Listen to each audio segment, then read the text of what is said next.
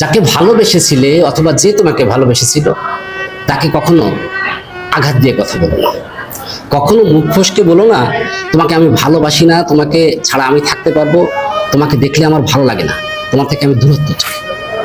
এটা হিতে বিপরীত হতে পারে। আমি ঢাকা মেডিকেল কলেজ হসপিটালের সামনে দিয়ে যাওয়ার সময় একটা আর্তচিৎকার শুনে থমকে দাঁড়িয়েছিলাম। মেয়েটি চিৎকার করে বলতেছিল, ফরহাদ আমি এসে গেছি। কৌতূহলবশত আমি সেদিকে লক্ষ্য করলাম। মেয়েটা কি তীব্র আকাঙ্ক্ষা নিয়ে চিৎকার করতেছিল, অথচ ফরহাদ তখন লাশ কাটা ঘরে। আমি মানুষের কাছে জানতে পারলাম বিষয়টা ঘটেছিল এরকম।